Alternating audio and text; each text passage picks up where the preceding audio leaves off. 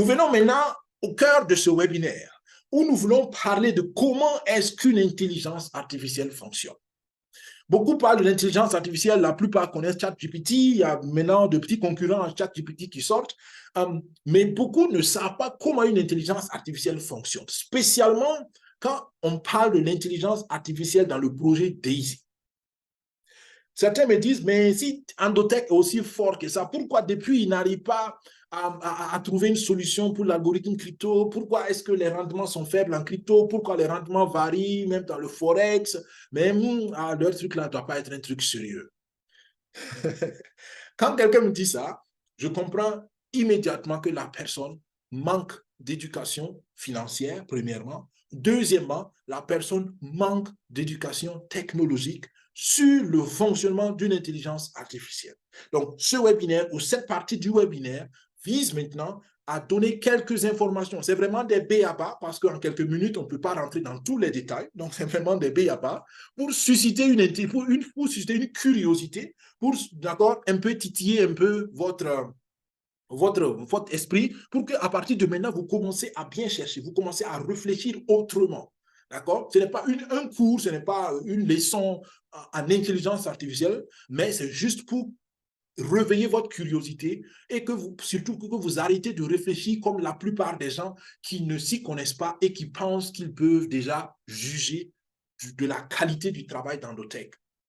D'accord? Encore une fois, Dr Anna Becker, depuis 25 ans, est sur ce projet, à l'idée du projet. Donc, si vous pensez que depuis 25 ans, elle n'est pas assez intelligente pour trouver rapidement une solution, vous vous trompez. C'est peut-être le contraire. C'est peut-être vous qui n'êtes pas bien informé pour comprendre le problème. Donc, avec ces points, je pense que certains détails seront un peu plus clairs et vous aurez assez de curiosité, j'espère, pour lancer vos propres recherches. L'intelligence artificielle, comment ça marche? En réalité, dans le principe, c'est très simple.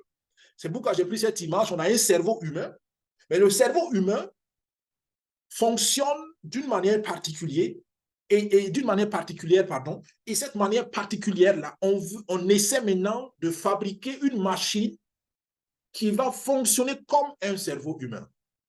C'est ça la logique. Donc, c'est assez simple comme logique. Et il faut comprendre qu'il y a des principes et il faut comprendre que tout n'est pas aussi simple qu'on le pense. Il y a des petits trucs. À l'université, on a vu ça en robotique. Il y a des petits trucs qu'un robot ne peut pas faire. Très simple, attraper un verre d'eau. Attraper un verre d'eau, pour nous les humains, c'est naturel. Alors comment j'attrape un verre d'eau? C'est aussi simple que ça. Mais un robot ne peut pas attraper, on a mis des décennies de recherche pour qu'un robot puisse attraper un verre d'eau sans casser le verre. Parce que ça demande ce qu'on appelle la sensorique. Il faut que le robot puisse être délicat, analyser la matière qu'elle tient et savoir, oh, attention, ça c'est un verre, et si j'appuie d'une certaine manière, je casse le verre. Donc, ce petit truc-là, ce petit geste-là, vous ne pouvez pas imaginer combien de travail ça fait pour une intelligence artificielle. C'est beaucoup de travail pour un cerveau artificiel. Donc, si ça déjà, c'est beaucoup de travail, vous imaginez maintenant ce que nous, on veut faire avec Endotech. On veut amener une intelligence, un robot à écouter les nouvelles. On veut amener un robot à lire des graphes. On veut amener un robot à suivre les émotions des traders. On veut, vous comprenez, on est en train de créer une machine extraordinaire dans le vrai sens du mot. Et c'est beaucoup de travail. Beaucoup de travail. Je répète, beaucoup de travail. Et la plupart d'entre nous n'ont jamais travaillé comme ça pour pouvoir faire ce qu'il faut faire. Donc, allons pas à pas. Une intelligence artificielle, donc, c'est un cerveau robot qui peut penser et apprendre tout seul. Rien que ça déjà, waouh, c'est déjà un grand problème. Quand un bébé vient au monde, le bébé apprend en regardant. Donc, le bébé, à un moment donné, commence à répéter ce qu'il voit autour de lui. Après, le bébé voit que tout le monde mange, le bébé aussi veut essayer de manger. Le bébé voit que tout le monde ouvre la bouche, il veut essayer d'ouvrir la bouche. Même s'il ne sait rien dire, c'est ah, il balbutie. Donc, ça, c'est comment le cerveau naturel commence à apprendre. Mais une intelligence artificielle ne peut pas faire ça. C'est à l'homme de lui donner un certain nombre de choses. On détaille ça tout à l'heure. Mais comprenez que l'objectif, c'est que le cerveau artificiel puisse penser indépendamment et apprendre tout seul. Et ça, c'est très compliqué. Ensuite, l'intelligence artificielle s'aligne un peu dans la méthode d'apprentissage des hommes par imitation. C'est-à-dire qu'une intelligence artificielle, de façon primaire, ne peut faire que ce qu'il connaît. Mais tout à l'heure, j'ai dit qu'on veut qu'il pense et il apprenne tout seul. Pour qu'une intelligence artificielle pense et apprenne tout seul, il faut lui donner un certain nombre donc, de logiques, un certain nombre de décisions. Et c'est assez mathématique, tout est mathématique, je le dis dans le prochain point. L'intelligence artificielle doit comprendre, ah, si ça c'est comme ça, voilà ce que je fais. Si ça c'est comme ça, voilà ce que je fais. À dire, c'est ce que nous aussi les hommes ont fait. D'accord? À un moment donné, on apprend que quand le feu est rouge dans la circulation, on doit freiner. Donc, quand le feu est rouge, on freine. Ça devient un mécanisme. Bon, en temps normal, il y en a qui ne respectent pas ça, mais bon, on ne parle pas de ces personnes-là.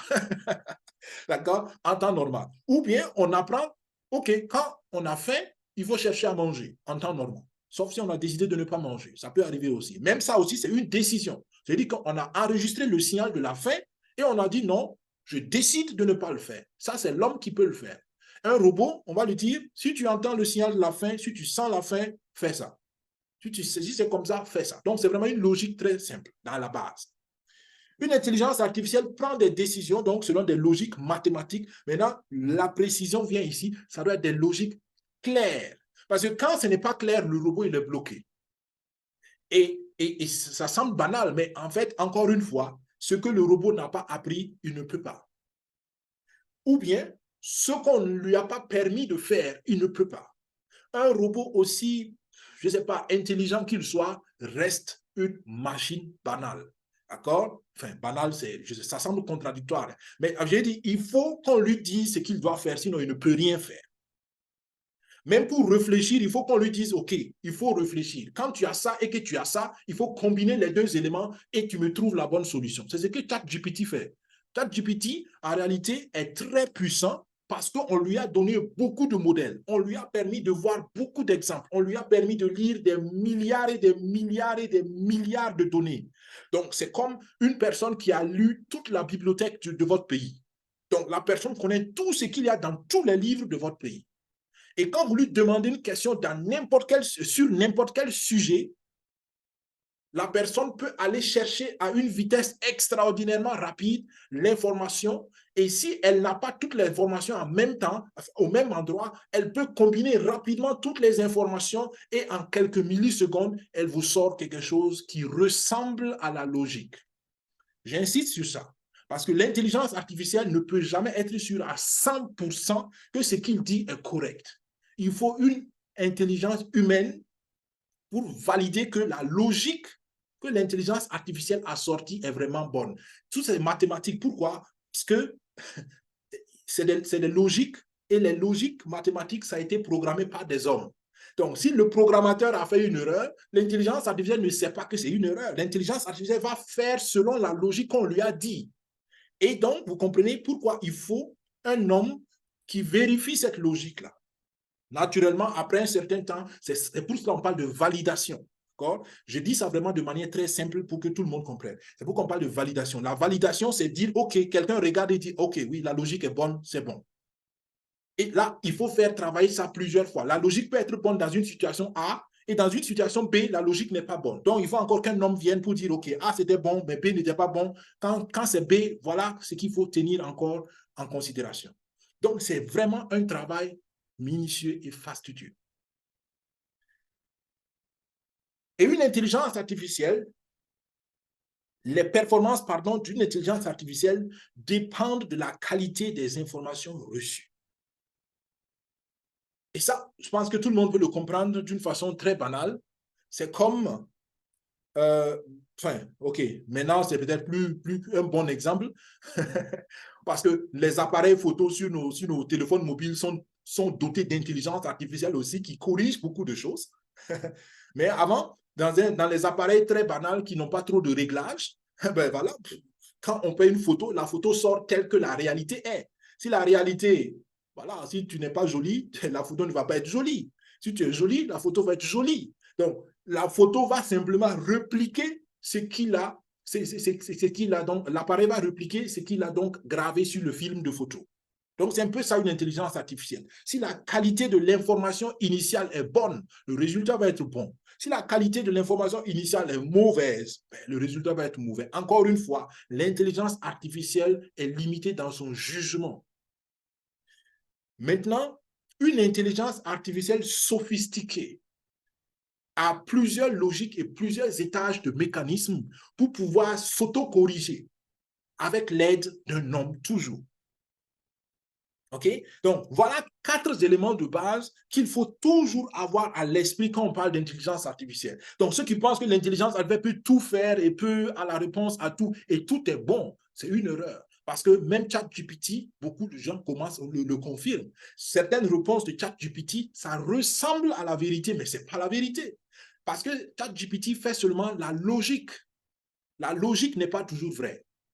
D'accord? C'est comme quelqu'un peut te raconter une belle histoire, mais elle a menti. L'histoire est belle, mais le contenu est mauvais, le contenu n'est pas correct.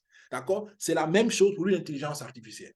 Donc, vous comprenez un peu avec ça dans votre esprit, vous comprenez pourquoi ce n'est pas une chose facile de faire une intelligence. C'est pourquoi je parle depuis d'un projet de recherche et de développement. On essaie, on corrige, on essaie, on corrige, on essaie, on corrige. Et là, déjà, on a de bons résultats. Ça peut être mieux, mais on a déjà de très bons résultats. Un autre exemple appliqué au trading pour que vous compreniez la difficulté d'une intelligence artificielle appliquée au projet DSI.